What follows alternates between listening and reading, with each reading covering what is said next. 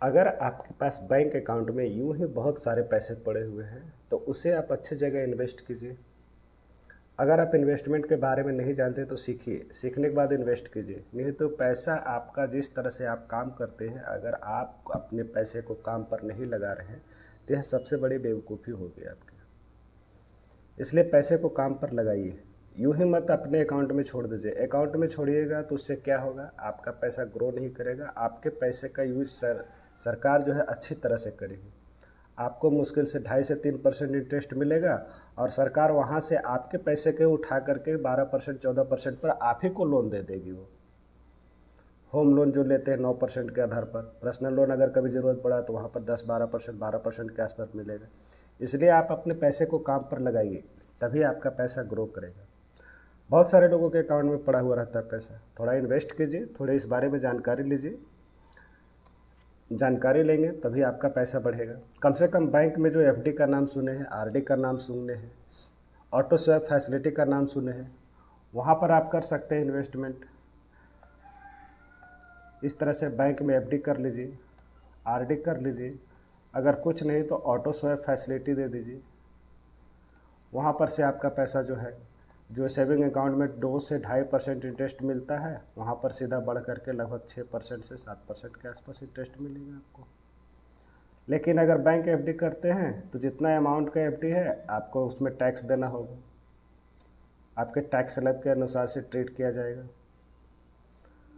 उसके बाद बहुत सारे लोग जो है, अगर वो पैसा पड़ा हुआ रहता है तो इंडोमेंट प्लान लेते हैं, जैसे कि एलआईसी हो गया और दूसरे तरह का जो है endowment plan, fix maturity plan ले लेते हैं। उसमें उनको उल्टा नुकसान ही होता है। ये इससे अच्छा तो आप बैंक एफडी कर दीजिए, ज़्यादा बेटर रहेगा। ऑटो स्वैप में डाल दीजिए, वो ज़्यादा बेटर रहेगा। बैंक आपको इंडोमेंट प्लान लेते हैं, वहाँ 4 से लेकर के 6% तक का इंटरेस्ट मिलता है। होता जाता कुछ नहीं, उल्टा आपका पैसा बिना मतलब का लॉक हो जाएगा यहाँ पर 15 सालों के लिए, 20 सालों के लिए। प्रॉपर्टी में इन्वेस्ट कर सकते हैं। हालांकि 10 लाख रुपए में प्रॉपर्टी मिलना आज के डेट में बहुत बड़ा मुश्किल होती है, क्योंकि 10 लाख ज़्यादा अमाउंट नहीं है। आप प्रॉपर्टी लेकर के और कुछ एक्स्ट्रा लोन लेकर के इन्वेस्ट करते हैं, उससे अच्छा आप इसको म्यूचुअल फंड में इन्वेस्ट कर दीजिए। म्यूचुअल फंड में एसआईपी के जरिए इन्वेस्ट कर सकते हैं। अगर आपको इस मार्केट का अच्छा नॉलेज है, मार्केट का नॉलेज रखते हैं, तो उसको आप स्टॉक में इन्वेस्ट कर दीजिए। थोड़ा सीखिए इस बारे में कि मार्केट में किस तरह से इन्वेस्ट किया जाता है। अगर नहीं जानते हैं तो थोड़ा एक्सपर्ट का सलाह लीजिए, किसी से राय लीजिए, इसके बारे में कोर्स कीजिए, स्टडी कीजिए, तब आप इन्वेस्ट कर सकते हैं। जहाँ तक बात रही म्यूचुअल फंड की बात, म्यूचुअल फंड में आपको ज़्यादा कुछ करने की ज़रूरत नहीं है। आप अच्छे सलाहकार से सलाह लीजिए। अगर एक बार आपको पैसा डालने में डर लग रहा है तो उसे किसी ऐसे लिक्विड फंड में डालिए। वहाँ से आप म्यूचुअल फंड को इंस्ट्रक्ट कीजिए कि आप अमुक अमुक इक्विटी म्यूचुअल फंड में मेरा पैसा हर समय एसटीपी, सिस्टमेटिक ट्रांसफ़र प्लान के ज़रिए अमुक अमुक फंड में चला जाए। तो इससे होगा क्या, आपको जो मार्केट वॉलेटिलिटी से आपको जो है सुरक्षा मिलेगी। मार्केट के उतार चढ़ाव से आपको यहाँ पर बेहतर सुरक्षा मिलेगी और आपको यूनिट जो है ज़्यादा मात्रा में मिलेगा अगर मार्केट अप एंड डाउन होता है तो। और लिक्विड फंड में रहने के कारण आपको 6 से 7% वहाँ पर इंटरेस्ट लगातार मिलते रहेगा। तो आपको दोनों स्थिति में फ़ायदा होगा।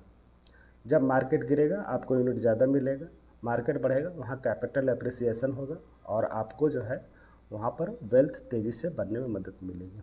दूसरा स्थिति, अगर आप थोड़े जानकार हैं और अच्छे सलाहकार से उसका सलाह लेकर के एक मुश्त इन्वेस्ट करते हैं म्यूचुअल फंड में, तो आपको वहाँ पर ज़्यादा बेनिफिट मिलेगा। अगर आपके पास एक मुश्त राशि पड़ी हुई है तो इस तरह से आप म्यूचुअल फंड में लमसम के जरिए एक अच्छे म्यूचुअल फंड में इन्वेस्ट कर सकते हैं। आइए देखते हैं पिछला डाटा कुछ।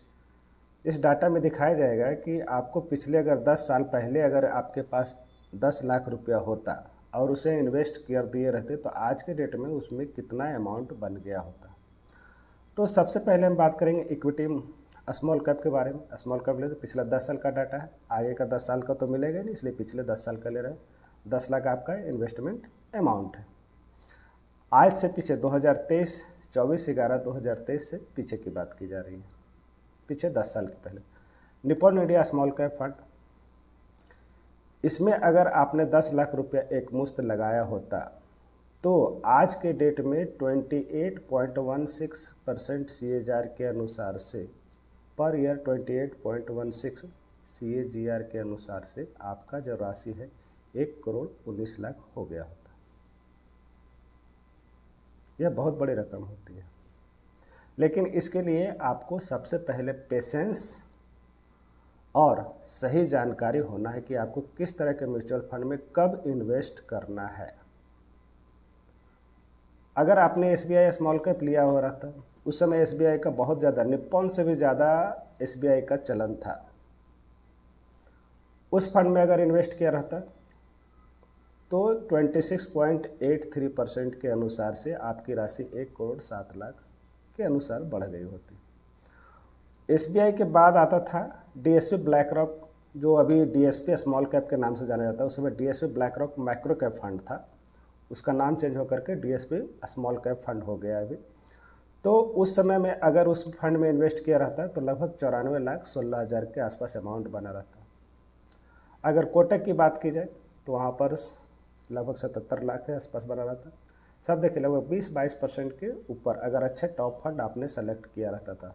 फ्रैंकलिन में 22% के अनुसार से रिटर्न बना, सुंदरम में 21% के अनुसार से रिटर्न निकाल करके दिया है।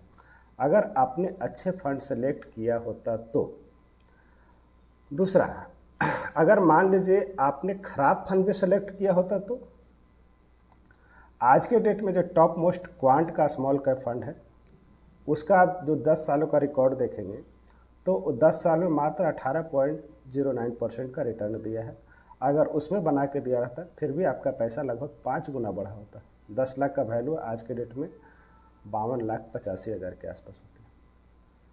तो यहाँ पर आपको ज़मीन, बैंक, FD और दूसरे फंड से अगर ख़राब फंड भी सेलेक्ट कर लिया होता तो भी आपका 18% का रिटर्न CAGR के अनुसार से बना होता पैसा म्यूचुअल फंड में। ICICI प्रो में लगभग 54 लाख बना होता। HDFC का अगर लिए रहते तो लगभग 68 लाख रुपये के आसपास बना रहता। इस तरह से अगर आपको लंबे समय में अच्छा वेल्थ क्रिएट करना है तो आपको स्मॉल कैप फंड में जाना होगा। लेकिन स्मॉल कैप फंड में सबसे बड़ा दिक्कत यह होता है, यह मार्केट में बहुत तेज़ी से ऊपर नीचे होता है। इसलिए आपको सही रूप से अगर एक अच्छा स्मॉल कैप सेलेक्ट करना है तो उसके पैरामीटर पहले देख लीजिए। ये पास्ट परफॉर्मेंस आगे की गारंटी नहीं होती है, इसलिए आप अच्छे फंड का ज़रूर सेलेक्ट कीजिए। सभी पैरामीटर देखने के बाद उसके बाद ही आप इन्वेस्ट कीजिए। इस तरह से अगर आपके पास एक मुश्त राशि इन्वेस्ट करने के लिए है तो आप म्यूचुअल फंड के इक्विटी स्कीम्स में देख सकते हैं, वहाँ पर आपका पैसा अच्छा खासा बनेगा। आप इक्विटी म्यूचुअल फंड में अवश्य इन्वेस्ट कीजिए। इक्विटी म्यूचुअल फंड में इन्वेस्ट करने के लिए आपको कोई किसी तरह की सहायता चाहिए तो आप ज़रूर मुझे कॉल कर सकते हैं, संपर्क कीजिए, आपको ज़रूर सहायता की जाएगी। वीडियो देखने के लिए बहुत बहुत धन्यवाद। Thank you.